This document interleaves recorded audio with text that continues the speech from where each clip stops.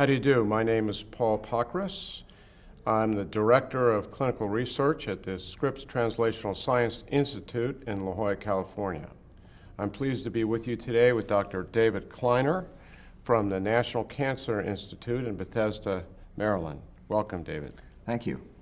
So, David, tell me, what is the role of the histopathologist in assisting the clinician to diagnose drug-induced liver injury?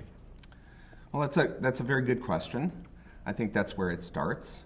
When you choose to do a liver biopsy, what you've done is you've invited an expert consultant to help you evaluate what your patient has.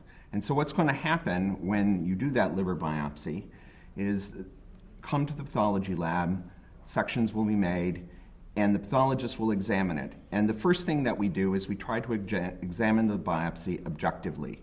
We try not to look at the clinical history at all. Just let the biopsy speak to us, decide what the pattern of injury is, how bad the injury is, and at that point we take a look at the clinical history. Once the clinical history is known and understood, we, the pathologists, try to correlate what we see under the microscope with what we read in the clinical history and perhaps what we've already heard from you as the clinician. Putting those things together, we decide what fits and what doesn't fit. Sometimes when drug-induced liver injury is known or suspected, you have a list of drugs that you're considering as potential injury agents. The patient might have underlying liver disease or might not that you know about. So our job is to sort out, well, what was there before and what's new. Sometimes the pattern is clear. Sometimes it's so clear or raises enough questions in our own mind that even though you may not have suspected drug-induced liver injury, we may suggest that. Some patterns like cholestatic hepatitis are very rare in regular clinical practice as a pathologist. And so that raises the little hairs on the back of our necks. And we go back to our clinician and we say, are you sure that there isn't a potential drug here? And some drugs, especially antibiotics, you may have given a course or the patient may have gotten a course from someone else and now show up 10 or 15 days later. Drugs already stopped and now they're jaundiced. That makes sense. So what do you do if the history that's provided is inadequate? Our pathologists always call us up and yell at us that we have to say more than positive anti-nuclear antibody and ALT. Right. You know? So it's not unusual for us to get a liver biopsy that says abnormal LFTs and nothing else. So we have a number of tools available to us. In a hospital setting, of course, we can turn to the electronic medical record. We can read the history. Oftentimes, people will record medications that the patient has been taking at home before they show up. So we get a list there. We find out what other diseases that the patient might have. Could be anything: diabetes, collagen vascular disease, cardiac disease. All of these things have relevance for evaluating liver disease. If there are things that the liver biopsy is showing us that don't seem to match with aspects of the clinical history, certain patterns, again, that don't fit or aren't explained, we pick up the phone and we call our clinician and we say, tell me about your patient. I'm seeing some unusual things here in the liver biopsy, or things that just don't quite fit with what's going on clinically.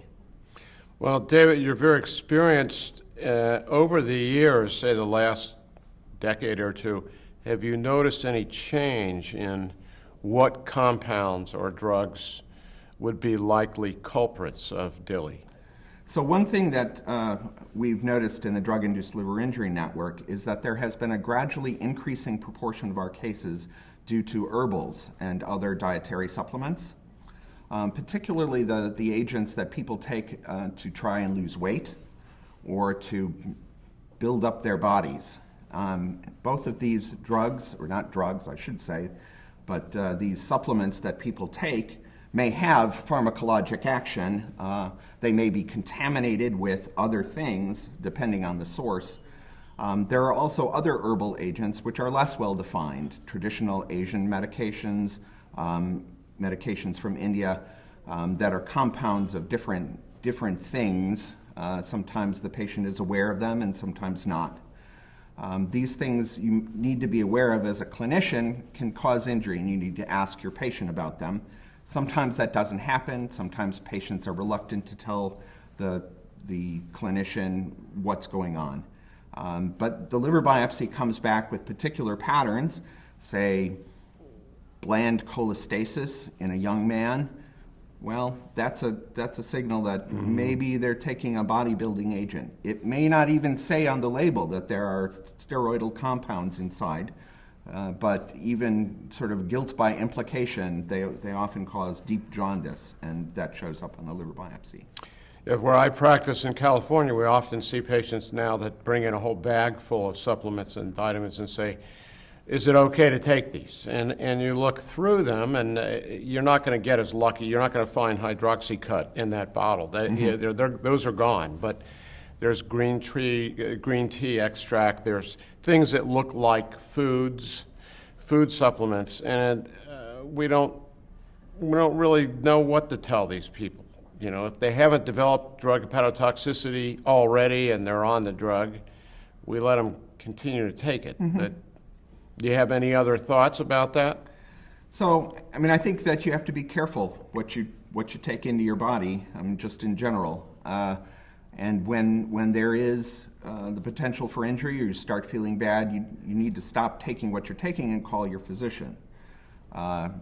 Then, if in fact a liver biopsy is eventually done, there are certain things, even with herbals and dietary supplements, that can sometimes suggest that it's one thing and not another. But one of the problems with these agents is that we often don't know enough about them, either the histologic damage that they cause or even what's in the bottle. Right. Now, what about the patients we have now? We're confronted with pre- and post-transplant patients who are critically ill, in the ICU, hospitalized for weeks on life support and CRT and dialysis, et cetera, and they're on multiple different antibiotics and medications and pressors and this, and they suddenly get a bump in liver enzymes. They're not hypotensive, and we run around and do a few things, and we can't sort it out, so we have them get a transjugular liver biopsy and say, here. So what do you do with that? Sort it out for us. Yes, right.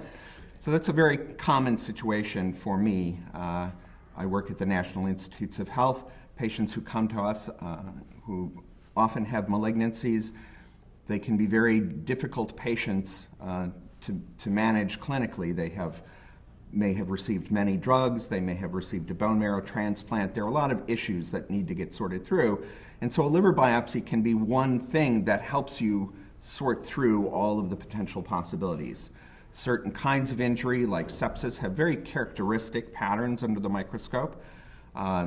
Antibiotics may not have individual signatures that allow you to say, well, it's this antibiotic and not that antibiotic, but together as a class, they often cause similar kinds of injuries, so you can suggest that instead of something else. I'm often called upon to decide whether something is graft versus host disease in the liver versus drug-induced liver injury. That is, in fact, a very difficult differential, both clinically and histologically, but there are clues. Graft versus host disease is often a cholestasis with very little inflammation and duct injury, whereas drug-induced liver injury is often more inflamed. And so, you can get a sense that it's more likely to be one thing than another. Very helpful. Well, that sounds like a great challenge, David, so thank you very much. For more information, go to cldlearning.com.